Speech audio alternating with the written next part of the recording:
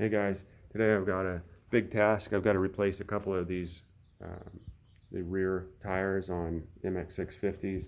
They're a real pain, but I got a couple of new tires. These tires are much better, last much longer, and they do better on dirt. While I'm doing that, I'm going to paint this back rim while it's off. I'm going to put some spoke protectors. So I'm going to do, it's on a black and white MX650, so I'm going to either do white, black, or black and white. Haven't decided. And also got some just going to use some spray paint that back rim while I have it off. The first thing I'm going to do, I've had to do quite a few of these rear tires. Very difficult, so I'll show all the tips and tricks to do that. The first thing is, these are really tight on there and they just need to be loosened up. So I'm going to set them out in the sun. Both the tires I'm putting on and the tires I'm taking off, I'm going to put them out in the sun to warm up for a couple of hours.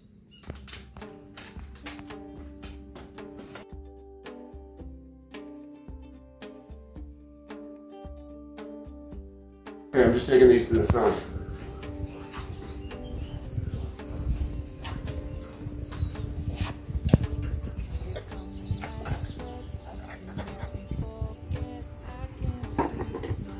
Let them sit there in the sun for a couple of hours. Okay, these have been sitting a while. I'm just gonna flip them, let them sit about another hour. Yeah, they're nice and warm now. They'll definitely be more pliable when they're warm, easier to put on. And this one I'm gonna take in. Actually, both of these I'm gonna take in and get started. Okay, there's no real magic to these. I'll just show you tips and tricks as I go along. I use Dawn for lubricant to help if you don't have tire spoons. Definitely get some. This is really hard to do without tire spoons. Okay, first obviously take all the air out of the tires, and when you buy inner tubes, never buy that type of inner tube with a straight. Really hard to get to air those up. It's almost impossible. I'll always get the one with the bent like this. That way you can air it up. There's just not enough room in here to get a nozzle on. Biggest challenge, the most frustrating part throughout this process is trying to do all this without popping the inner tube. Now this inner tube here is already bad. I'm going to replace it, but still, whenever you're using a spoon in here, make sure you understand where the inner tube is so you don't pop it.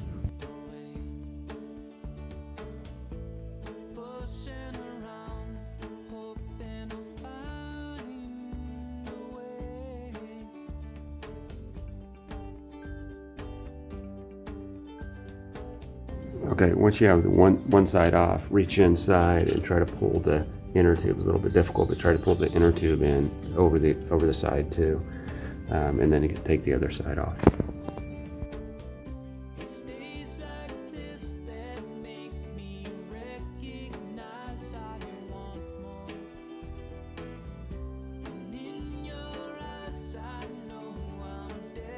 Okay, I should have let more air out of that inner tube. It would have been a little bit easier on me, but finally was able to get that out.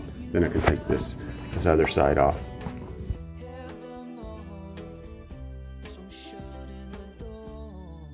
Okay, that's one down.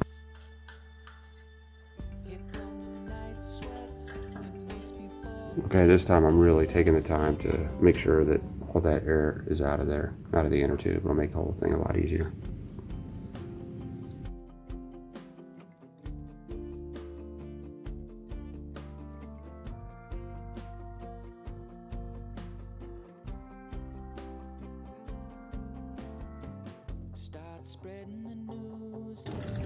Okay, letting more air out definitely made that process easier, getting this inner tube out.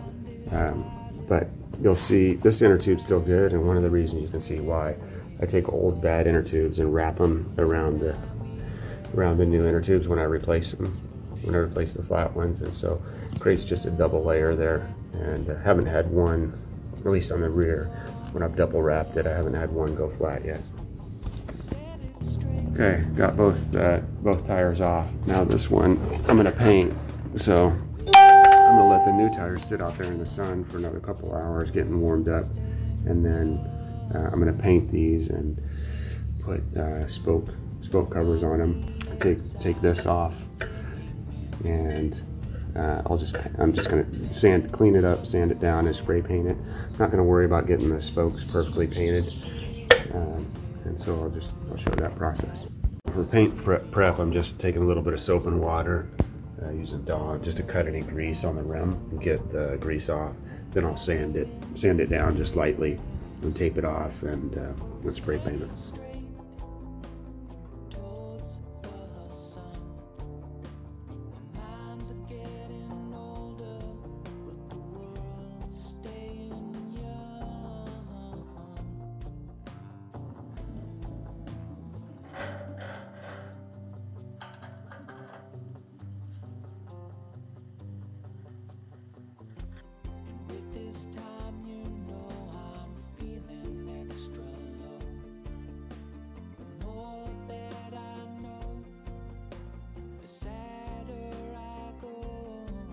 Yeah, just rinse that off with a hose, and now I'm just drying it off, and then we'll sand it a little bit.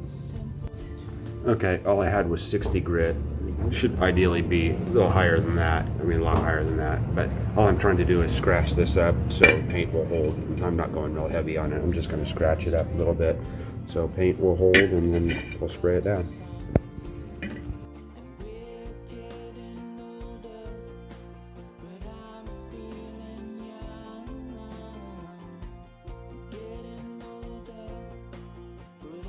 I'm not trying to be perfect with the sanding. I mean, this is the MX650 after all, and I'm just going to put a couple of, I'm going to wipe it off, wipe all those, the dust I created from the scratching, wipe that off, and then paint it. I'll just put a couple coats of black paint on it, and you know, if it were a dirt bike rim or something like that, I would do a couple coats of clear coat too, but you know, wouldn't do it with the spokes on, etc. So I'm not too worried about how the spokes look, because we're going to cover those up with some spoke covers. So just going to wipe it off really quick, and then use some paint, and we'll be done.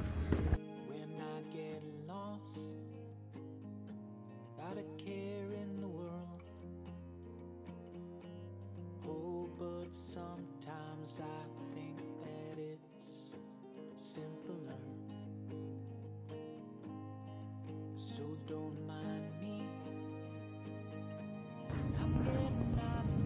Okay, not the most professional job. There's guys that do a lot better job with these rims, but it's good enough for me. Okay, it's really hard not to get this stuff to run, so just very light coats. That's why I scratched it up too. Scratching it up helps a little bit. And then very light coats of paint, and then just do 2 coats. Should be good.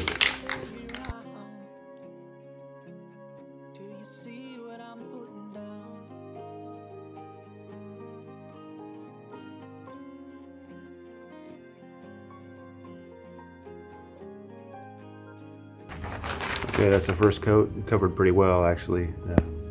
A little more paint on than I intended to, but that looks good. So we'll let that dry for a few minutes. I'll read how long on the, probably like 15 minutes, and then I'll hit it with a second coat. And we'll let that sit for a couple hours, and then we'll try to put the tires on. Okay, coat number 2, here we go.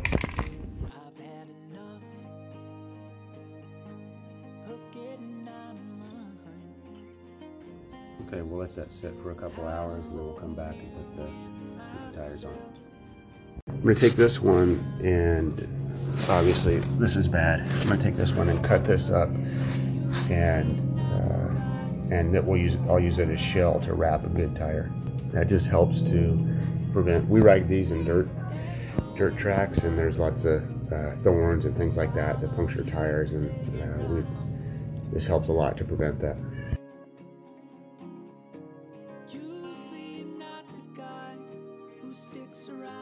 Okay, for the new inner tube, I just blow it up slightly so it'll hold its shape. Very slightly, just so it'll hold its shape.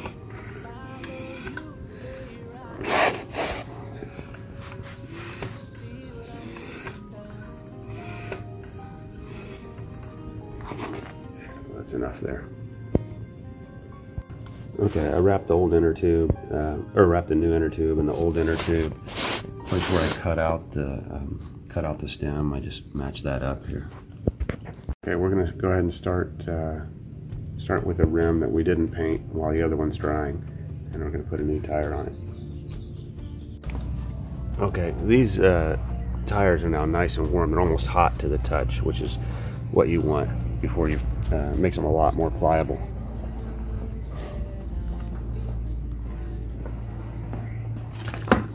Okay. First thing we're going to do, we're just going to get the first rim, first ring around there. I'm going to try to do everything by pushing it. Don't try to do these without any kind of lube.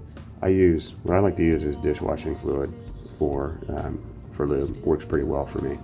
And I put it all the way around on the inside of the rim as well as here, and it really helps it to slide on.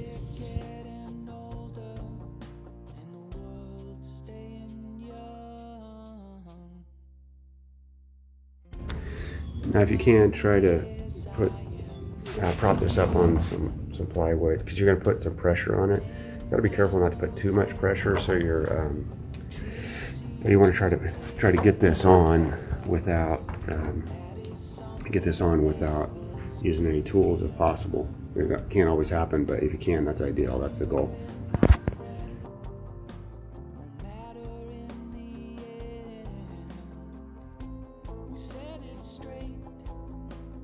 Okay, hopefully you got that on GoPro, but that just popped right on without any effort, really. Heating it up and using that lube makes it a lot easier.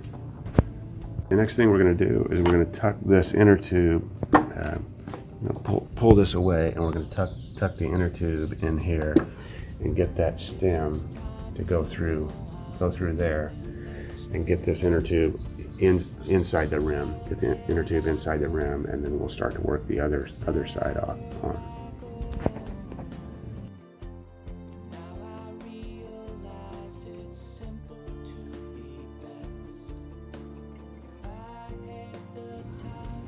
Once that's it's hard to see here.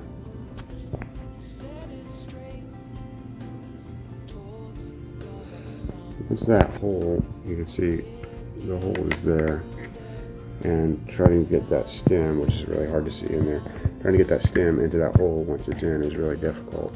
So I take some needle nose pliers and grab that in there and just help guide it through that hole to get it in. Actually, you can see this on the other side. You can turn around. If you just flip it around, you can grab that from the other side and push it in.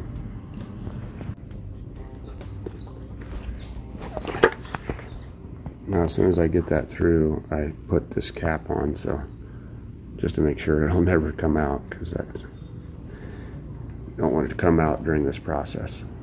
Okay, so I turn it, make sure it's aligned properly from left to right, and then we're ready. We'll lube up the inside of this tire again, lube up this one, and try to push that on as well.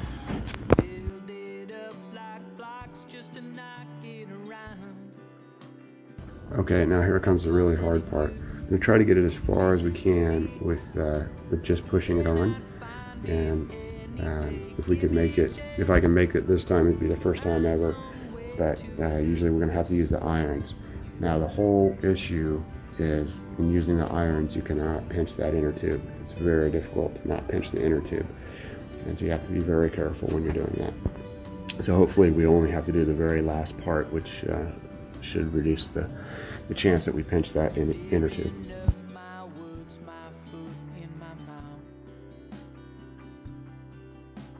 All those things that cloud my mind going south,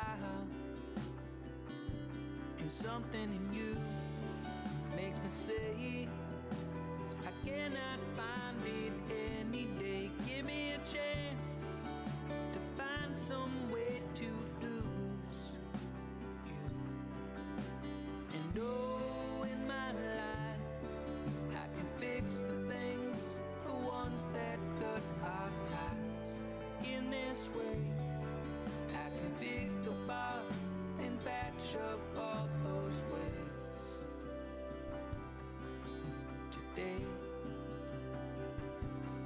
something in you makes me say I cannot find it any day. Give me a chance to find some way to lose you, and something in you makes me say I cannot find it any day. Give me a chance. It was a serious pain in the butt, like it always is. I don't know if there's really a way to get around that. It's just a serious pain in the butt.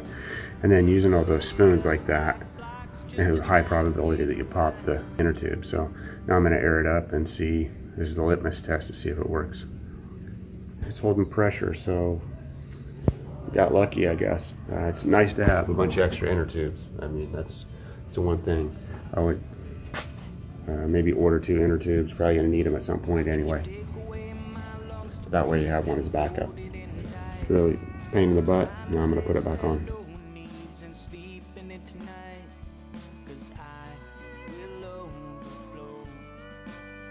This one, I just put this one back on. This one needs some fries due too, so I'll be doing another one soon. These stock tires just don't last very long. The ones that I bought last a lot longer.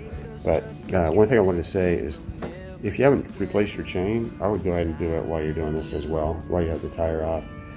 These chains stretch really bad, especially if you modified them. So I would replace the chain. Do that periodically.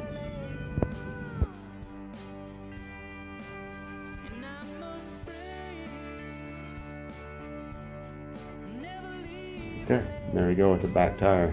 Didn't go as smoothly. There's no real secrets, but those little tips will make it as easy as possible. I don't know if there's any other tips that'll make it easier. I'm sure others have some, but really difficult.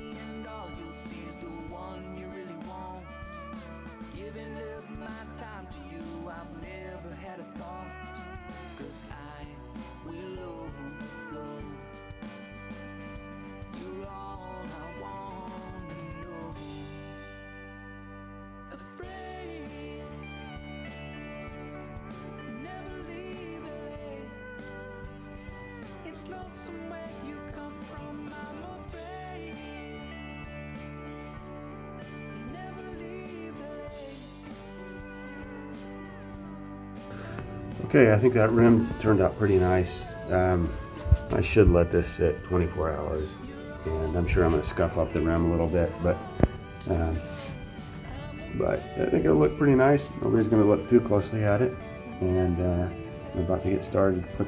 See if I can do a little bit better job putting this next tire on.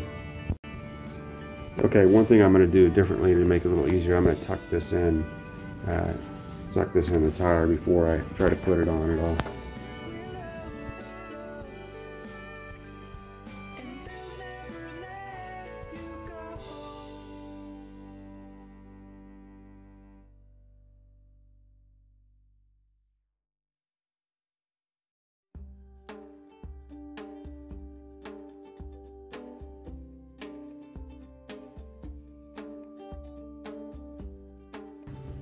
Okay, I just had to use this, just putting that initial ring on this one. Hopefully this one doesn't mark doesn't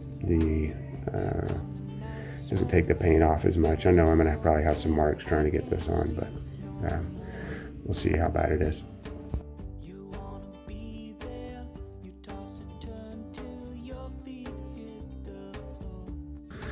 Okay, that one was quite a bit easier. I don't know why it went on better. One thing is you have more room to play. If you do it from this side instead of the brake side, do it from this side and take this sprocket off.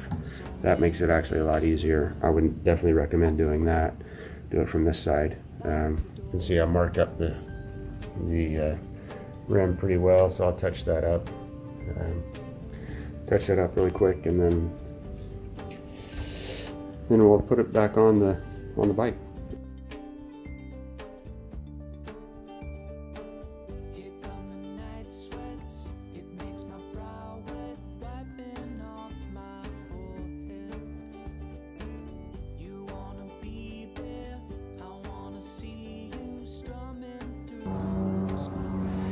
Okay, all done. Looks pretty good, I think, compared to what it did look like before.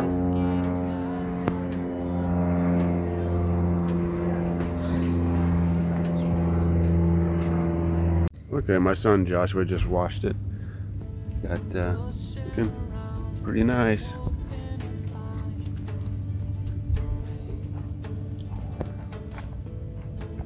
Please like and subscribe. We're doing lots of dirt bike videos.